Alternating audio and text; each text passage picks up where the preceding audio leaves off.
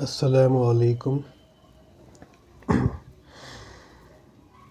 آج میں آپ کی تھوڑی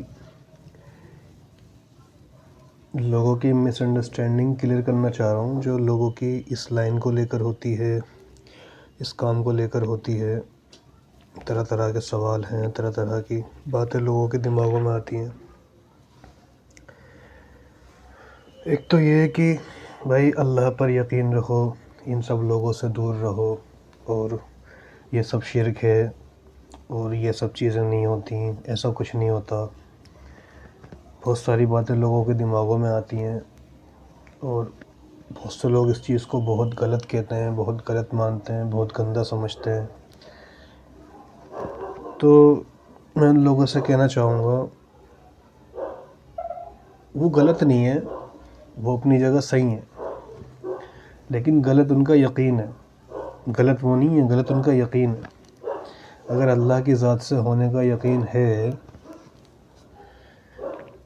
تو پھر ایسے شک، ایسے شبہ انسان کے دماغ میں آنے ہی نہیں چاہیے، پہلی بات۔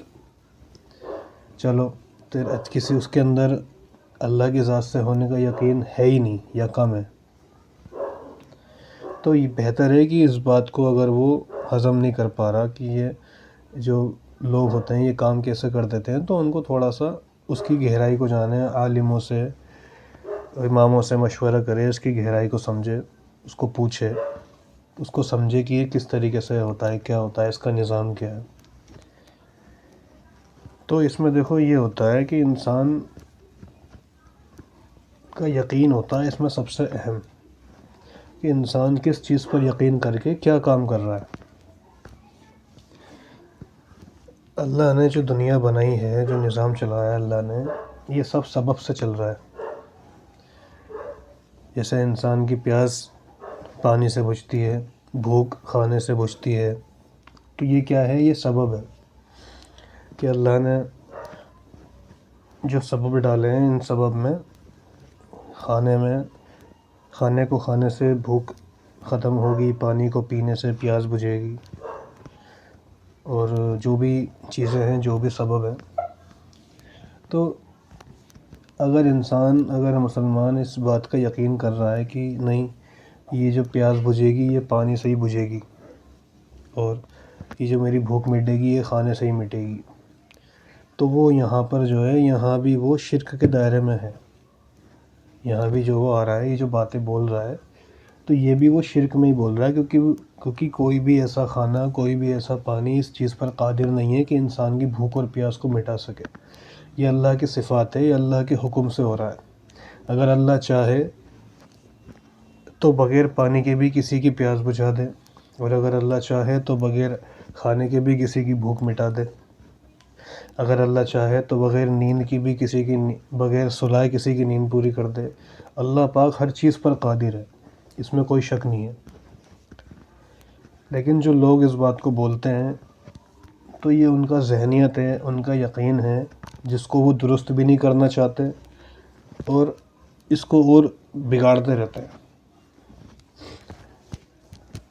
اگر ہم کسی ڈاکٹر کے پاس جا رہے ہیں اور ڈاکٹر کے پاس جانے سے ہمیں شفا ہو رہی ہے، ہمیں آرام ہو رہا ہے، لیکن اگر ہمارے دل میں یہ خیال آ رہا ہے کہ نہیں، یہ ڈاکٹر اچھا ہے، اس ڈاکٹر کے یہاں جانے سے ہی ہمیں آرام ہوتا ہے، اور اس ڈاکٹر کے ہی ہاتھ میں شفا ہے، تو یہاں بھی اس نے شرک کی گنجائش، یہاں بھی وہ شرک کے دائرے میں ہے، کیونکہ شفا صرف اللہ کے اختیار میں ہے، کسی ڈاکٹر کے ہاتھ میں نہیں ہے۔ تو ایسے ہی اگر کوئی شخص اپنے روحانی علاج کے لیے کسی عامل کے پاس جا رہا ہے اور اس کو شفا ہو رہی ہے، لیکن اگر اس کا یقین، اس کا دل میں یہ آ رہا ہے کہ نہیں، یہ اس سے شفا ہو رہی ہے، اسی کے پاس جاؤں گا، تو بھی وہ شرک کے دائرے میں ہی ہے۔ لیکن اس میں اس کی غلطی نہیں ہے جو اس کا علاج کر رہا ہے، اس میں غلطی اس کے یقین کی ہے۔ تو اسی طرح دیکھو، ساری بات یقین کی ہے کہ ہم اپنے یقین کو درست کریں۔ جو ہم سنتے ہیں کہ ایمان پہ خاتمہ ہو جائے، ایمان کو بچا کے لے جائیں، یہ ساری باتیں کیا ہے؟ ایمان کا مطلب کیا ہے؟ ایمان ایک لفظ ہے، ایمان کا مطلب کیا ہے؟ یقین ہے، ٹرسٹ ہے۔ تو ساری بات یقین کی، ساری بات ٹرسٹ کی، ساری بات ایمان کی ہے کہ ہم کس چیز پر ایمان رکھ رہے ہیں۔ اگر ہمارا ایمان پانی پر آ رہا ہے کہ نہیں جی، پانی سے ہی پیاس بجھے گی، تو یہ بھی غلط ہے۔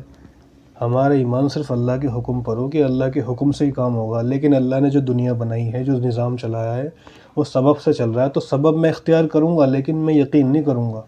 جو سورس اللہ نے بنائے ہیں طرح طرح کی چیزوں کے، روحانی علاج کے الگ، جسمانی علاج کے الگ، اور پانی پیاس بجھانے کے الگ، بھوک مٹانے کے الگ، تو وہ سورس تو میں استعمال کروں گا لیکن میں یقین نہیں کروں گا اس پہ، تو یہ اپنے ایمان پہ جمع ہوا ہے۔ لیکن جو سورس بھی چھوڑ کے بیٹھ گیا کہ نہیں جی میں پانی نہیں پی رہا، اللہ پیاس مٹائے گا، نہیں جی میں کھانا ہی نہیں کھا رہا، اللہ بھوک مٹائے گا، نہیں جی میں ڈاکٹر کے نہیں جا رہا، میں اپنا آپ صحیح ہو جاؤں گا، نہیں جی میں کسی مولانے کے نہیں جا رہا، کوئی بھوت ہوگا اپنا آپ بھاگ جائے گا، تو یہ کیا چیز ہے اس کی؟ یہ وہ غلط کر رہا ہے، کیونکہ اللہ نے دنیا کو سبب میں بنایا ہے، سبب میں ڈالا ہے۔ جو ہمیں دنیا میں بھیجا گیا ہے وہ اسی میں تو بھیجا گیا ہے کہ سبب میں ڈال کے انسان کے، اپنے ایمان والے کے ایمان کو چیک کرے۔ جو اس کو بچا کے یہاں سے لے جائے گا وہی تو ایمان پہ خاتمہ ہوگا، اسی کا تو ایمان ہے۔ اب جس سے ہمارا یقین کسی کا دولت پہ زیادہ ہوتا ہے، کسی کا الگ چیز پہ ہوتا ہے، کسی کا الگ چیز پہ ہوتا ہے، تو یہ بھی کیا ہے؟ یہ بھی غلط ہے۔ یقین صرف اللہ کی ذات سے ہونا شرط ہے، لیکن سبب کو چھوڑنا غلط ہے۔ سبب ہم چھوڑ نہیں سکتے، لیکن سبب پہ یقین کرنا غلط ہے، سبب پر یقین کرنا شرک ہے۔ تو اس بات کو سمجھے پہلے ہم کہ ہم جو ہے کیا کر رہے ہیں، ہم سورس جو یوز کر رہے ہیں وہ سورس کیا یوز کر رہے ہیں۔ ہاں اس میں تھوڑی سی گہرائی یہ ہے، جو قرآن و شریعت کے خلاف چل رہا ہے اس سے ہمیں پرہیز کرنا پڑے گا۔